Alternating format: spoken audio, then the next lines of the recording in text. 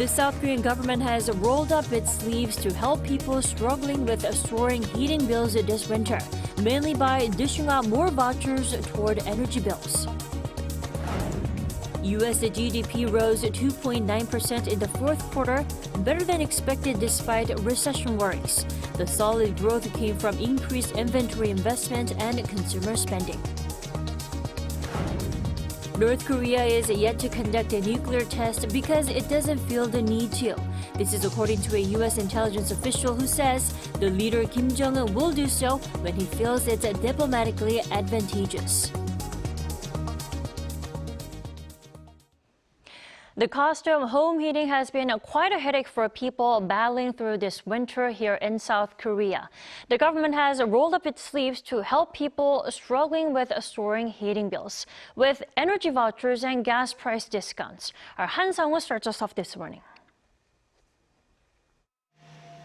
In response to surging heating costs this winter, the South Korean government has proposed an increase in energy vouchers and discounts on gas for the socioeconomically vulnerable. The Yongsan Presidential Office unveiled the plan on Thursday, citing what it referred to as an unavoidable rise in energy costs, and vowed to minimize the burden of energy bills on the people. The reason heating costs have been rising is because rates have been held artificially low the past few years, despite conditions overseas demanding an increase. Plus, international prices for natural gas have soared more than tenfold since the second half of 2021 compared to the first quarter of that year. Senior Presidential Secretary for Economic Affairs Choi Sang-mok explained, however, that South Korea's rates are still relatively low, mentioning that the United States, the United Kingdom, and Germany all raised gas prices for households last year by roughly threefold from the year before. Under the plan, South Korea will temporarily double the value of energy vouchers already provided to 1.17 million households to 304,000 won per home, or about $250. The state-run Korea Gas Corporation, meanwhile, will double the discount given to 1.6 million homes to as much as 72,000 won, or about $60. The ruling People Power Party and the main opposition Democratic Party of Korea have been trading blame over the burden that'll be borne by ordinary households. What we're seeing is the people and the current government suffering from the consequences of the previous Moon Jae-in administration's energy populism disaster.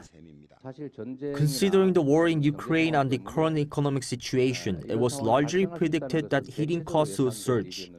But the Yoon Suk-yeol administration did not prepare adequately and is instead blaming others. DP leader Lee Jae-myung has further called for some $5.8 billion in handouts to help with energy bills, and has proposed a windfall tax on energy companies to pay for it. Han Sang-woo, Arirang News. The U.S. economy managed to keep its growth momentum last year despite fears of a recession. According to the Commerce Department's advanced estimate on Thursday, America's economy in the fourth quarter of 2022 grew at an annual rate of 2.9%, slightly above Wall Street expectations. It cites increased inventory investment and consumer spending in the U.S. that kept growth positive for the second consecutive quarter after contractions in the first half of the year. The annual growth rate for 2022 was estimated at 2.1%. However, observers are largely predicting a grimmer outlook for this year due to tightened monetary policy. Seoul's top diplomat says it will be ideal for Japanese companies to voluntarily participate in a compensation scheme for South Korean victims of wartime forced labor. During an interview with South Korean broadcaster SBS on Thursday, South Korean Foreign Minister Park Jin said it would be desirable for Japanese companies to take measures of responding voluntarily and sincerely with a sense of historical consciousness. His comments come as Seoul last month formally floated the idea of using a public foundation based in South Korea to compensate Korean victims. A U.S. intelligence official has said North Korea will likely engage in more provocations and test new weapons this year. He also said the regime has not carried out a nuclear test yet because its leader does not see the need to do so. Our Bae Eun-ji reports. A senior U.S. intelligence advisor says the North will continue to build on its nuclear leverage this year with more provocations and the testing of new weapons. Sidney Seiler, the National Intelligence Officer for North Korea at the U.S. National Intelligence Council, was speaking Thursday local time at a webinar hosted by the Center for Strategic and International Studies. But he noted the regime understands the overwhelming strength of the alliance between South Korea and the U.S. and that it's fully aware of Washington's commitment to the defense of Seoul. Seiler also pointed out that the reason North Korea has not conducted its 7th nuclear test yet, even after completing preparations, is because leader Kim Jong-un doesn't see a need to do so. He said Kim will make the decision after calculating the development need, the demonstration need, the diplomatic need, and the domestic need. And that if the North's goal was to portray a constantly improving and exponentially growing nuclear threat, the nuclear test itself is not so critical. His remarks come as officials from South Korea and the U.S. have been saying since last spring that the North has completed preparations for its first nuclear test since 2017. It also comes 2 days after the CSIS issued a report on what it called dramatic and ongoing construction at the Seoul Satellite Launching Station, which is the North's main rocket launch site. Bae Eun-ji, Arirang News. U.S. Secretary of Defense Lloyd Austin will be visiting South Korea next week, with a response to North Korean threats likely to be discussed. According to Washington's Defense Department on Thursday, Austin will depart on Thursday, the 29th, for the trip, which will also include a visit to the Philippines. While a detailed itinerary has not been released, Austin will meet with South Korean Defense Minister Lee Jong-seop and possibly discuss next month's deterrence exercise, with the focus of responding to a potential preemptive strike by Pyongyang. There has been no official comment on whether Austin will sit down with South Korean President Yoon Suk-yeol. Ahead of the U.S. Defense Secretary's expected visit to Seoul, we take a look at South Korea-U.S. alliance, which was formed 70 years ago under the Mutual Defense Treaty. Our Oh Soo-young shows how the bilateral relationship is moving forward. The 70-year alliance between South Korea and the United States is deepening against growing threats from North Korea and also broadening beyond the traditional security issues. The biggest agenda for the allies this year is undoubtedly North Korea's rampant missile launches and a potential nuclear weapons test expected in the near future. Seoul and Washington have been discussing how to strengthen their extended deterrence against Pyongyang based on a range of contingencies, including a North Korean nuclear attack. In particular, the United States should work to share information more closely with South Korea about how U.S. nuclear weapons would be employed in the event of North Korean aggressions. The United States should also listen to and incorporate South Korean concerns and feedback into its planning. While the rugged alliance lacks NATO's nuclear planning groups, it should work toward the same sort of consultation and planning that exists in the body. While North Korea's threat remains the focal point of the bilateral alliance, it no longer fully defines the relationship. We've seen this shift from an asymmetric alliance where the U.S. was directing the trajectory of the alliance to one that is more of an equal partnership, which looks at issues that go beyond the peninsula, which look at development cooperation, economic security, talking about promoting democracy. Looking beyond the peninsula, South Korea is expected to work closely with the US in its initiatives to preserve a rules-based order in the Indo-Pacific, where unfettered access to its seas enables 60% of the world's trade. Keeping the balance of power in the region will be a challenge, as the rivalry between Washington and Beijing continues to intensify and territorial disputes simmer in the South China Sea. But Seoul could play an important role in strengthening regional stability. South Korea should consider participating in naval exercises with the United States beyond the waters of the East and West Seas, to enhance their ability to operate jointly in support of their mutual interest. These exercises could involve a range of relevant operations, including ISR, resupply, slug protections, mines sweeping, amphibious operations, and anti-submarine warfare. Eventually, these steps could even pave the way toward the joint U.S.-Iraq freedom of navigation operations. With the US Defense Secretary's expected visit to Seoul later this month, the two sides are expected to discuss how to move their ironclad relations forward. Oh Seong, Arirang News.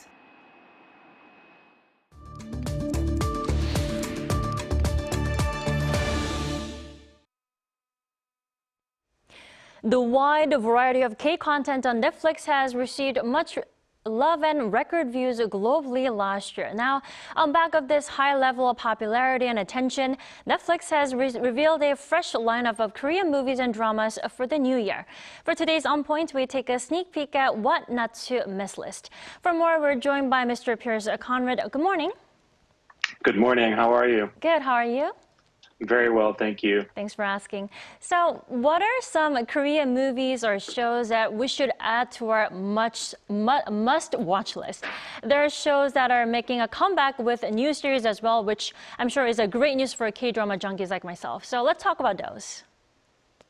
Well, absolutely. As we're expecting now, there's a new year brings a lot of new Korean content. People are very thirsty for Korean content around the world, and the local distributors as well as the global streamers are well aware of that and have prepared quite a bumper lineup once again this year. So, of course, Netflix is leading the way. They have been, pioneering global Korean content over the last few years with things like Squid Game and All of Us Are Dead, and they have a lot of new shows this year and a lot of new films as well.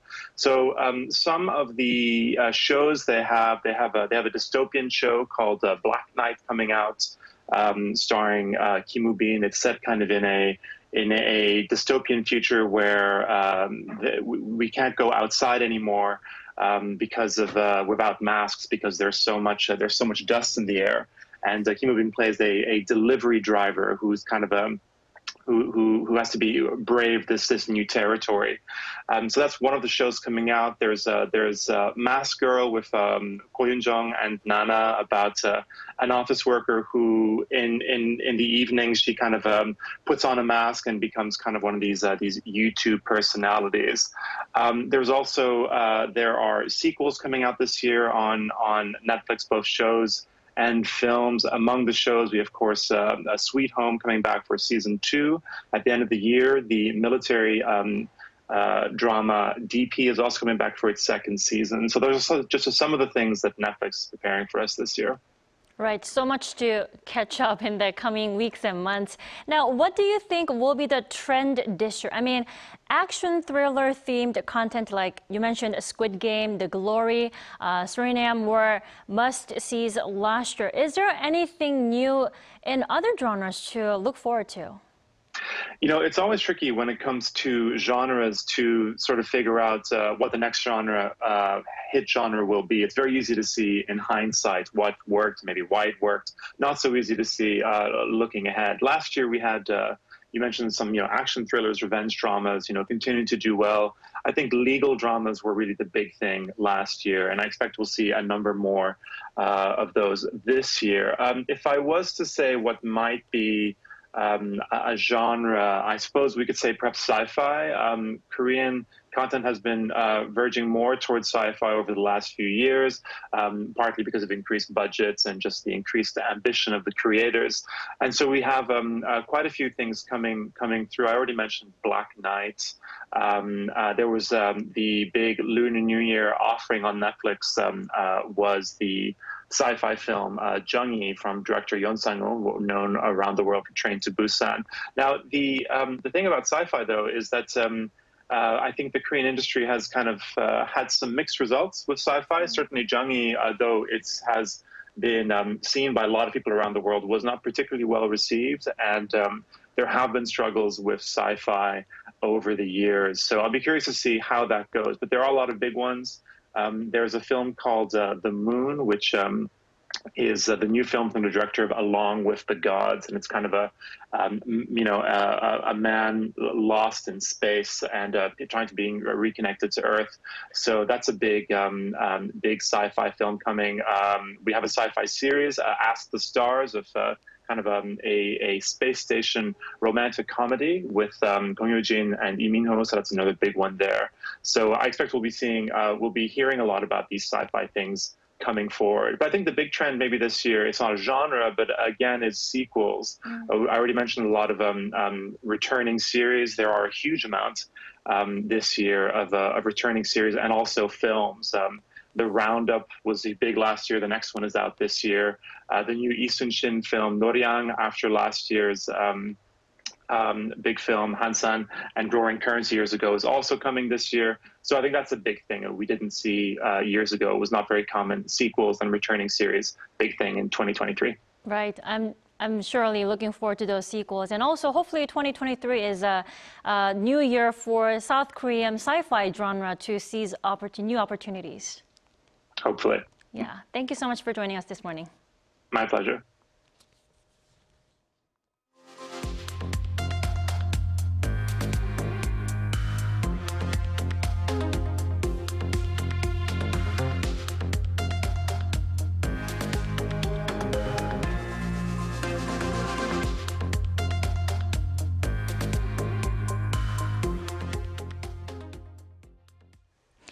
South Korea's human rights record was put in the spotlight by the UN Human Rights Council's Universal Periodic Review on Thursday. There, member states called on South Korea to make more efforts to resolve issues, including abolishing the death penalty. Our Lee Seung-jae reports.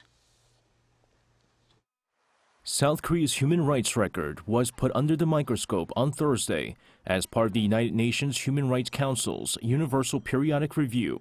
Reviewing South Korea for the first time in 4.5 years, they welcomed institutional achievements made so far, but requested that the Korean government make more effort to resolve issues that have not progressed for a long time, such as the abolition of the death penalty. During the review, South Korea's Vice Minister of Justice Lee No-gong laid out the improved human rights policies implemented since the previous review session in 2017, and listened to the opinions of member states at the UPR, which lasted a total of 3 hours and 30 minutes. Most member states agreed that South Korea had introduced most of the recommendations made in 2017. While countries like Israel, Peru, Singapore, Switzerland, and Turkey agreed that the overall human rights situation in Korea had improved, countries like Australia, Norway, Belgium, and Spain urged the Korean government to make greater efforts to completely abolish the death penalty. Representatives of European countries including Germany, Belgium, Finland, and Norway urged the enactment of a comprehensive anti-discrimination law. The Anti-Discrimination Act, which prohibits all discrimination based on gender, disability, and sexual orientation, has been steadily enacted since 2007, but amendments to the bill have not passed every time. The UPR is a system in which 193 member states of the United Nations take turns reviewing each other's human rights situation and whether to implement recommendations from fellow member states. The latest review for South Korea was the fourth of its kind. Lee Seung-jae, Arirang News.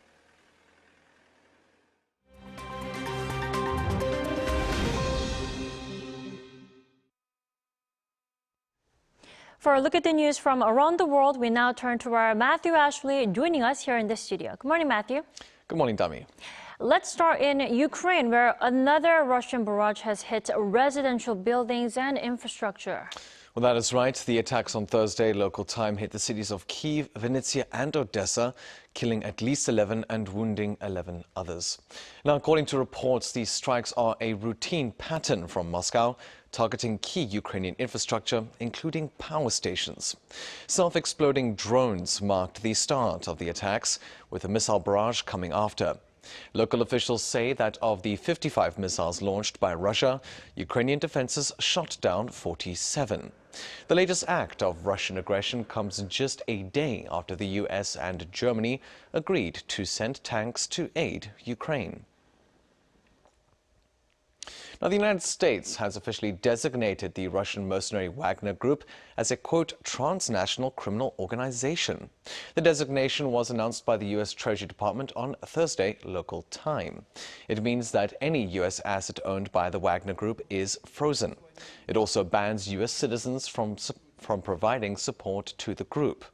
Now, both the Treasury and State Department also announced sanctions that cover a number of groups and individuals supporting the paramilitary group and Russia's defense industry.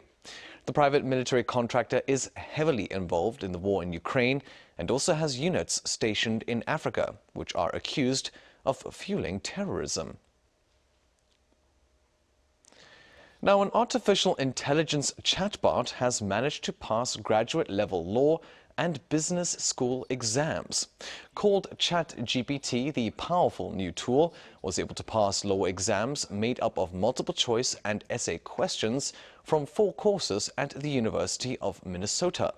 But despite its passing grade, the program only managed a C+, performing worse than human test takers who averaged a B+. The chatbot did do better on a business exam at the University of Pennsylvania's Wharton School of Business. It scored a B to B- grade. Now, the developments have sparked some concerns that students could use the software to cheat. And finally, Egypt has unveiled a number of new discoveries, including 2 tombs that have been sealed for more than 4,000 years. The announcement on Thursday local time comes after a year-long excavation process at Gizr al-Mudir, a stone enclosure just outside of Cairo near the Saqqara pyramids. The tombs are said to have belonged to a priest and a palace official. Other discoveries from the site include statues, amulets, and a well-preserved sarcophagus. Several other discoveries were announced in the past week, including a burial sites dating back over 3,000 years near the southern city of Luxor, as well as the ruins of a Roman city.